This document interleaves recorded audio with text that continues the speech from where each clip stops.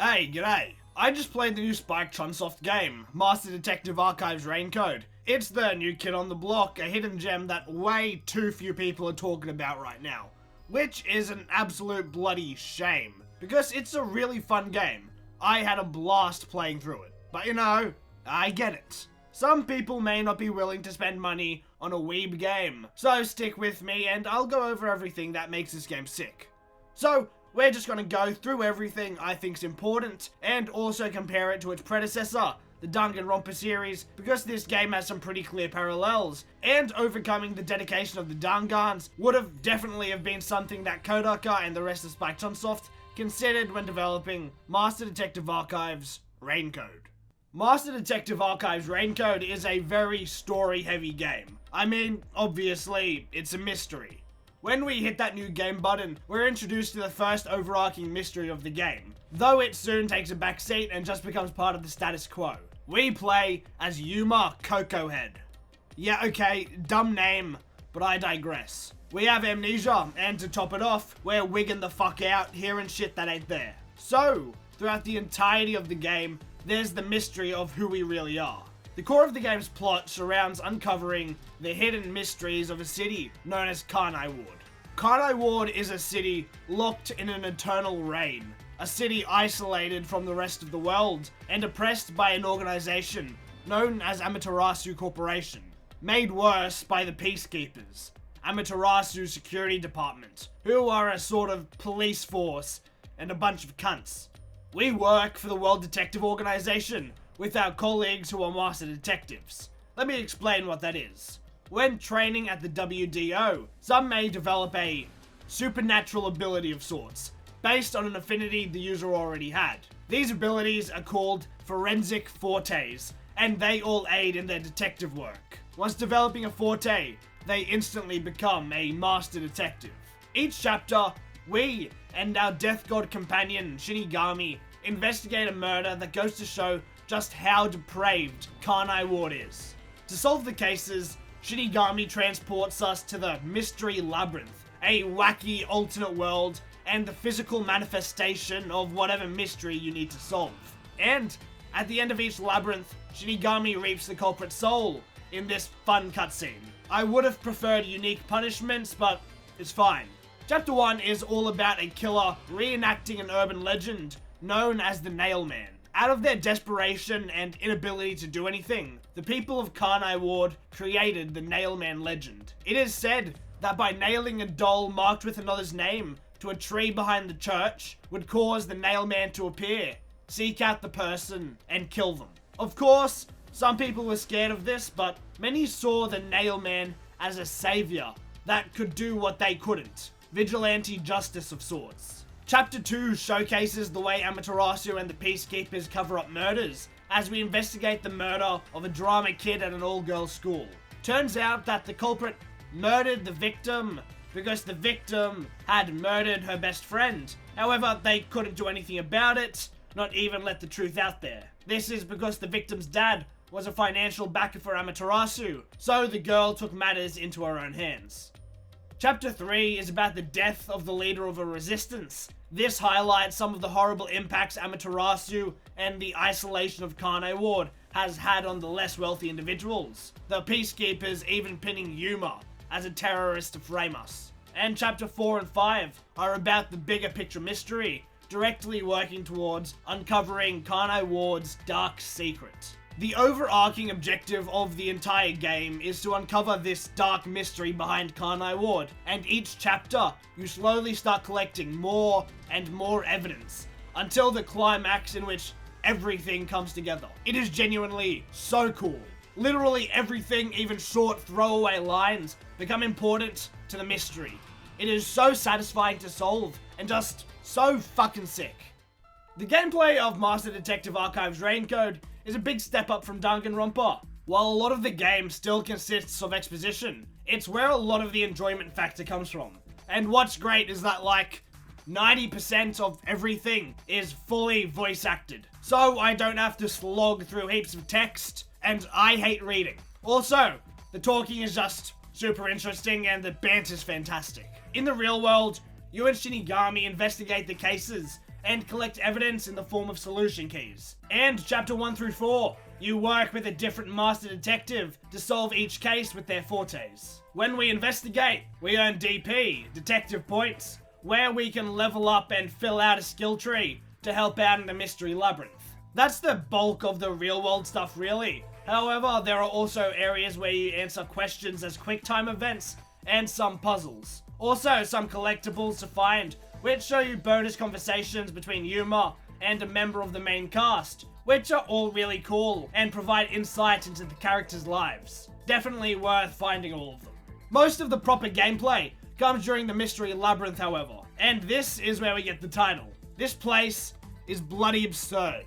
In the mystery labyrinth, you essentially run down a long corridor until finding a fork in the path in which you have to make a key decision about the case, either taking you towards a dead end or further towards solving the crime. However, there are some obstacles and mini games along the way. Most prominently are the reasoning death matches, in which you face off against mystery phantoms, manifestations of the people trying to block you from finding the truth. They'll hurl statements towards you, and you just have to dodge up, down, left, or right. When they send an inflammatory statement your way, a contradiction in the case, you need to quickly repel with the right solution key. It's really simple, but effective, and it can be challenging to figure out which solution key should be used on which inflammatory statement, because they throw a bunch your way, but only one will be something you can rebut. This is, however, where one of my major critiques of the game comes in. Firstly, the mystery phantom designs, but I'll talk about that later.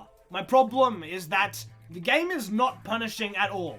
I played on what should be the hardest difficulty, and never lost more than a third of my health. Thankfully, the difficulty of the game is not where the enjoyment factor mainly comes from, but it's something to keep in mind. The other minigame you'll find in the labyrinth is the Shinigami puzzle. This is where the title starts making more sense. Shinigami pulls a barrel out of thin air and you're transported to a beach episode. You have to throw knives at letters on the outside of this turning barrel to answer a question. It's this game's version of the Hangman's Gambit, and once you complete the question/phrase, Shinigami will strike a sexy pose, then shoot a fucking laser beam out of her eyes. What the fuck is this game? It gets better though. Towards the end of the case, there's a segment known as God Shinigami, and it is fucking wow. I think it speaks for itself. Jiggle physics on full display. It is absolutely butt fucking insane. I love it. We close the case with a deduction, denouement, I don't fucking know. In which we retell the case from start to finish. This improves heaps on Danganronpa's version of it because they actually give you hints on where each panel should go, as opposed to making you go through it blind with panels that are super confusing. And it also helps to have everything explained from the beginning because these chapters are fucking long as, around 6 hours a chapter. After all is said and done, once the truth has been revealed, Shinigami reaps the soul of the culprit with a cute and sexy cutscene animation, and we're spat out of the labyrinth. That's pretty much what we have for gameplay. I don't know if how I explained it gave it justice, because it is fun. I enjoyed the gameplay, though I wish it was a bit harder. It's also a lot better and more accessible than a visual novel, though it is the dialogue and mystery solving that make this game. Master Detective Archive's Raincode has hella style. It fucks hard. The neo-noir aesthetic of Kanai Ward is really cool and is pulled off super well. All the areas have a different energy about them, each displaying a different impact Amaterasu has had on them, with some fucking wild locations and landmarks. All the areas have a different energy about them, each displaying a different impact Amaterasu has had on them, with its fucking wild looking landmarks. It's as if these locations are characters in of themselves. Kamasaki District has a dirty, bustling Tokyo at night kind of vibe, which is heaps impressive. Doi District is definitely one of my favorites. It's the slums of Kanai Ward, run-down buildings barely holding out against the completely flooded environment. In contrast, there are the Ginma and Marunamon districts where the rich folk live, dependent on Amaterasu's high-tech products, though even these are blown out of the water by Amaterasu HQ, which looks like a whole other futuristic city itself. And there's the restricted area, which is abandoned, destroyed, and devoid of technology, save for an old school kind of factory and some hidden areas. And there are landmarks such as Karnai Tower, the church, Clock Tower, and Etheria Academy, all fucking insane to look at. But to top it off, it's all tied together by the endless rain, which looks stunning, and it's awesome to see everyone wearing raincoats and the like. Then, there are the mystery labyrinths, which each take different aspects of the mystery involved in terms of appearance, but each and every one of them are butt fucking sane. There is no rhyme or reason to why things are like that in the mystery labyrinth. It feels like walking through an acid trip. And that's amazing. This would be wild to play through while tripping balls. Though, one issue with the game's visuals are that the 3D models outside of fully animated cutscenes have a bit of jank to them, and sometimes the render distance can be a bit shitty too. Then again, this is likely because of the Nintendo Switch's horrible hardware restraints, so you can't expect too much on that front. But, speaking of those animated cutscenes, they look crisp as fuck, and capture some of that Danganronpa energy to boot. Oh, and they stick with the pink blood that Danganronpa uses. Some may find it annoying that the mouth movements don't sync up to the voice acting, but that's because this is a Japanese game. I checked to make sure, and the mouth movements sync to the Japanese VAs pretty well. Speaking of which, the English voice acting is absolutely fucking perfect. Every character's voice, speaking pace, and unique mannerisms fit the cast so well. I think the Japanese voice actors sound pretty good as well, but I'm not an authority to speak on that behalf because I don't speak the language, and it's hard to judge the quality of a VA.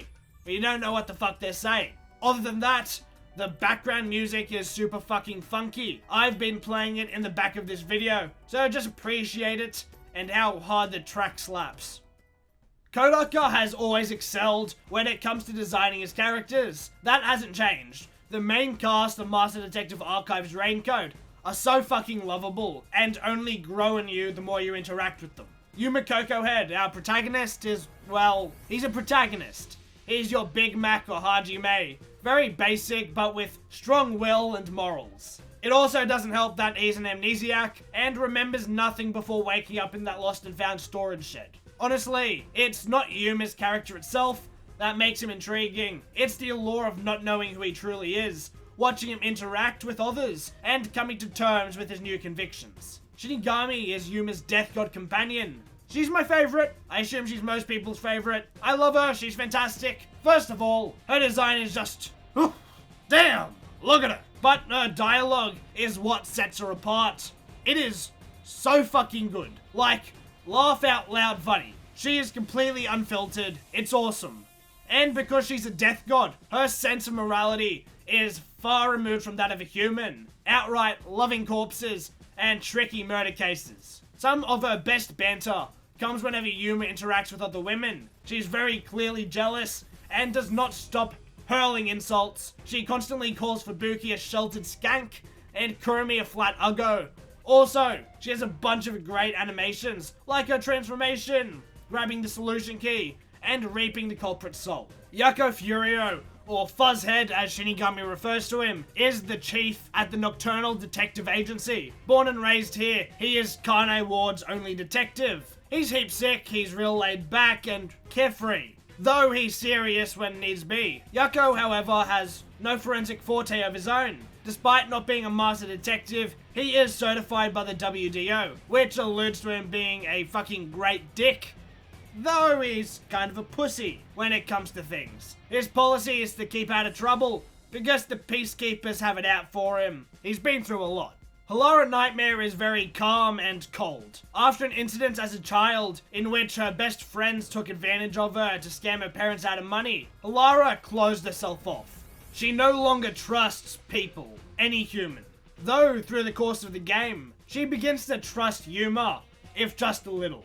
All she can rely on is money, and she charges fucking insane amounts. However, to be fair, she's an amazing detective. Her forensic forte is post-cognition, the ability to see how a crime scene appeared when it was first discovered by a third person, not the victim, not the culprit. Despite everything, there is one very human side to her. She absolutely loves cats. She keeps photos of them on her at all times. She believes them to be creatures of pure perfection. Sad thing is, she's terribly allergic, and that's fucking great. Then we have Desuhiko Thunderbolt, a narcissistic playboy with absolutely zero game. Now, he thinks he's top shit, but that simply isn't the case. At the start of the game, he feels like he's gonna be annoying, but he grows on you pretty quick. He's funny. Desuhiko wants to be a star, but also won't give up the detective life. He's determined to do both, which is respectable. Mad props. His forte is disguises. Desuhiko can mimic a target's clothes, voice, height, and weight. The master of all disguises. Fubuki Clockford is great. She's very Sonya adjacent. She is the heir to the insanely rich Clockford family, the people who control the world's standardized time. If you don't know what that means, pretty much her family decides what year, month, day, second it is at all times. If they wanted, they could push things forward 10 years and make everyone 10 years older. On paper, that is. So, she grew up extremely sheltered. She's also super ditzy, like real fucking dumb, but she's hot and super kind. So, how does someone like her become a detective? Well, it's because her forte is broken. Time leap. She can rewind time, but once it has been rewound, you cannot turn it back any further. Also, it really strains her body when she uses it. Fubuki's awesome and her interactions with others are hilarious. However, she gets a good deal of character development in chapter 3, in which she realizes how powerless she is without her forte, and I think that was really cool to see. Vivia Twilight is the last master detective in the main cast. I think he's awesome. He finds lying down in dark, cramped places comforting, because it reminds him of a time his parents locked him in a dark room. I know it sounds kind of bad, but it's a happy memory for him, strangely enough. He loves books, and he is unbelievably lazy, and talks in a cryptic, overly poetic kind of way, so that he can avoid having to talk about things. He will not move or do anything, unless absolutely necessary, but he chill as fuck, and because of his ideals, he acts as a character foil to Yuma. Vivia believes that not all mysteries should be solved, likely deriving from experiences in his past where that may have seemed like the case. And it's really cool watching Yuma overcome this. His forte is spectral projection. In his sleep, he can control his soul to investigate areas that would be impossible to get to without being detected. It's great for him, seeing as he is heaps lazy. Also, he's the only one who can see Shinigami and remember the Mystery Labyrinth. Whilst Vivia is the last of the Master Detectives, Kurumi is the last of the main characters out of the good guys. She's a regular old resident of Kanai Ward, a student at Etheria Academy, Kanai Ward's best and only informant since her grandfather vanished. Oh, and she's Yuma's love interest. Though it's more of a she definitely likes him, he definitely likes her, but nothing's happening right now, because it's not a romance story and it would bog down the plot. She's cute, she's nice, and most of all, she's extremely hardworking. Then we have the main antagonists of the game. First off, we have Makoto Kagetsuchi, this masked freak. He is a really cool character, but everything about him is a spoiler, so I won't talk too much about it. He is the CEO of Amaterasu Corporation, and is extremely charismatic, making you question whether or not he is a villain or not for a long while. Also, his name has to be a nod to Big Mac from Danganronpa, and I really dig his design. Then we have Yomi Hellsmile, the leader of the Peacekeepers. He is the biggest fucking cunt you ever did meet. He is power hungry, filled with rage, and a real dickhead. He is why the Peacekeepers' influence has grown so strong and why they have become so blatantly evil. And then there are the other higher-ups among the Peacekeepers who don't really have much of a character themselves, but are still pretty cool. We'll talk about them later, but I do wish we got to see a bit more out of them. With the exceptions of Martina Electro, these guys kind of just show up to be a problem and force Shinigami to open the mystery labyrinth. Once we conquer the labyrinth and finish the chapter, we don't see from them again, which is a bit disappointing. Other than that, we have the other master detectives from Chapter 0, Massacre on the Amaterasu Express. Despite only sticking around for Chapter 0, these guys have heaps of character, and are designed to feel like they could be main characters. This is what I thought of them while playing through Chapter 0. Zilch Alexander is definitely our Byakuya of the game. He instantly takes on a position of authority with that same snotty, arrogant, dickhead energy. However, he's also a tree hugger, a furry, and probably a filthy vegan. He specializes in cases in which people disturb the harmony between man and nature, which ties into his forte, animal investigation, where he controls animals to gather intelligence. Unfortunately, it's rather useless aboard the Amaterasu Express, as it's animal-free, and he doesn't seem to be pulling a Gundam with hamsters hidden up his anus. Melanie Goldmine is going to be a gold mine of Rule 34 sooner or later. I absolutely fucking love her design. She's got hella style, and once again, that ties into her forte. Her forte is spiritism, and up north, she works as a medium. By wearing the clothes of a dead person, she can channel their soul and use her body as a vessel to communicate. Though this requires the clothes to fit her, and she refuses to wear anything that is unstylish or reeks, which should be like all murder cases. Dead bodies stink, and the blood ain't gonna help. Poochie Lavman is our Kudere archetype. She feels very robotic, analytical, and expressionless. She's very Chiaki-esque, and she blushed, which means she's a potential love interest. Just how things sort of work in these games. But because of how socially inept she is, she might show off an awkward reaction when she gets worked up, which is cute. Her forte is audio aptitude. By focusing, she can tune into and hear virtually anything within a 300-mile radius, whether that be breathing, heartbeats, conversations, anything. Though, this seems to have had a bit of a toll on her psyche, kind of losing her sense of self, which may explain how she became how she is. Then comes Zange Eraser. He's cool. Old wise blokes are always cool. He doesn't reveal much about himself.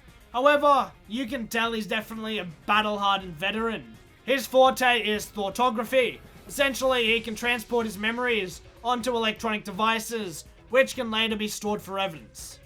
Lastly, we have Aphex Logan, who is our super overly aggressive guy, though he probably has a heart of gold like Mondo Owando. He's had a rough life.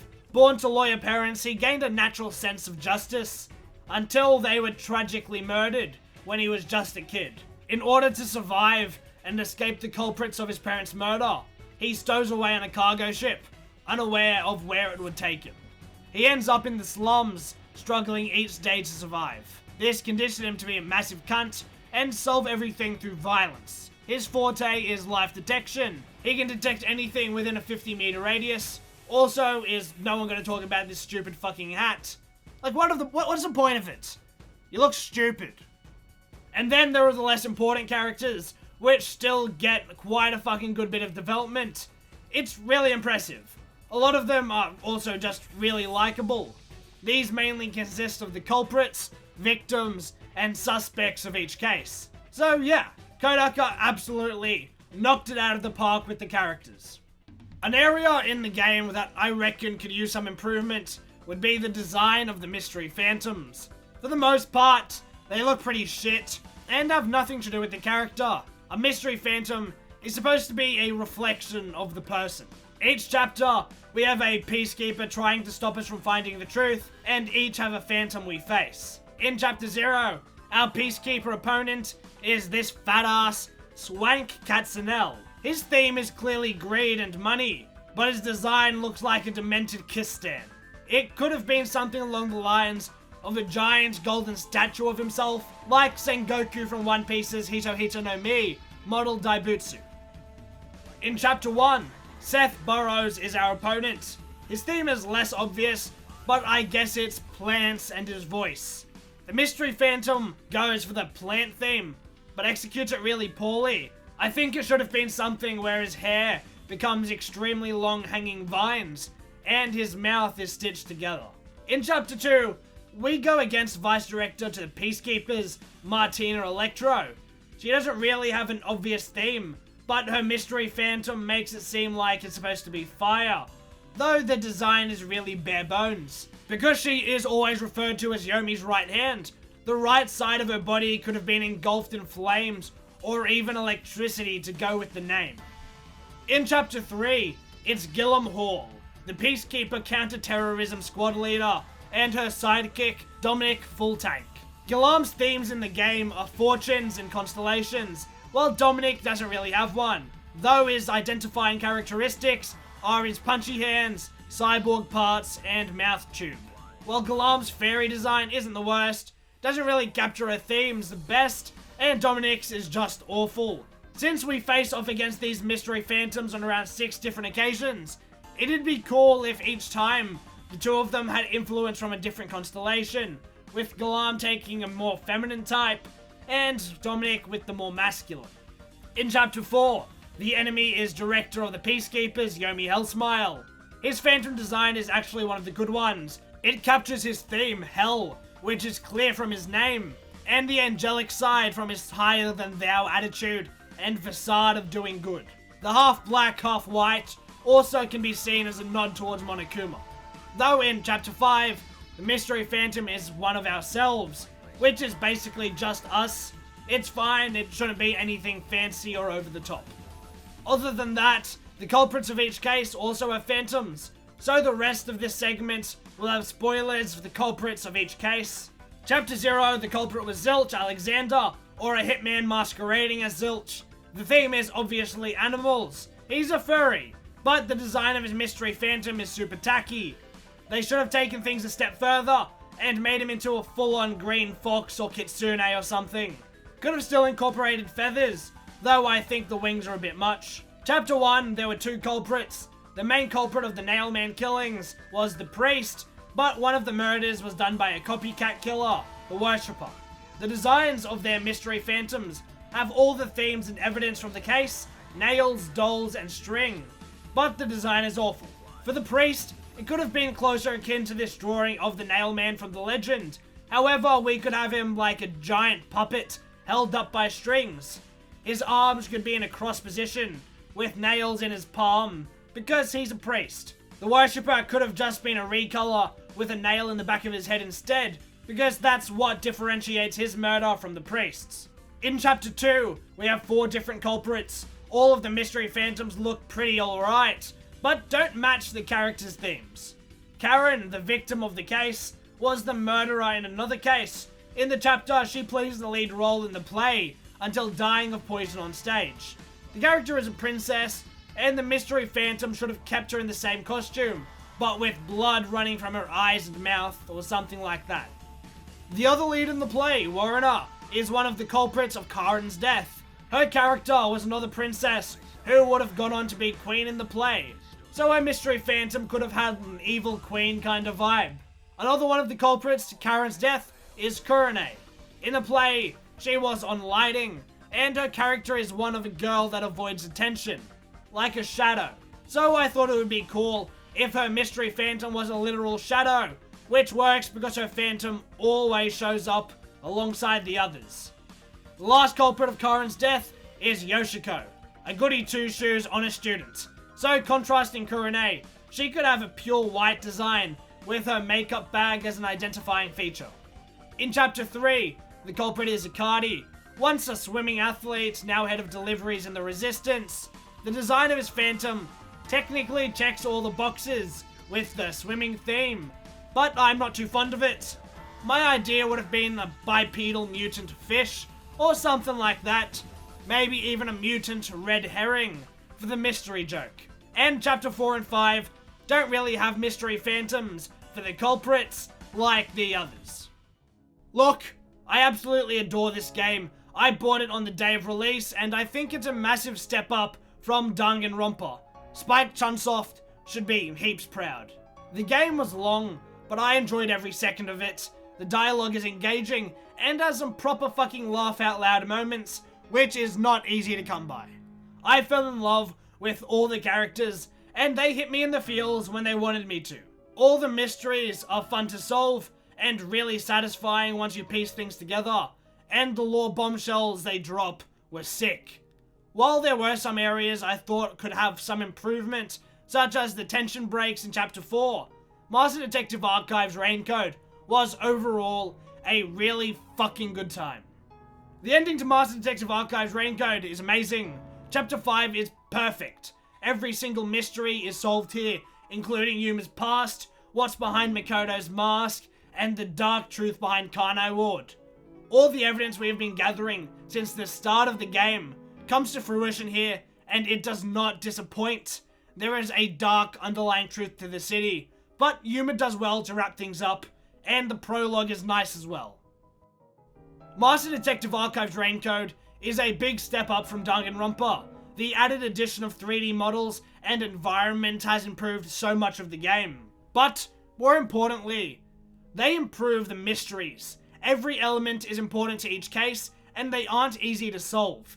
There is so much more to do gameplay-wise. Also, fortes are used in each case, unlike the ultimates from Danganronpa, which are more of just a gimmick. Because the main cast is shrunk, and we didn't kill them off one by one, we actually had time to get closer to all of them and get attached. And it's nice to see that they kept the character stills when there's dialogue. I would have liked if they kept it a punishment to kill each culprit as opposed to the cutscene we got every time, but I'm nitpicking. In its entirety, Master Detective Archives Raincode goes hard. It's rare to find a game with dialogue as enjoyable as this, and all the mysteries and lore drops are super fascinating. I had a grand time playing through it, and it definitely is worth checking out. That's about it. See ya.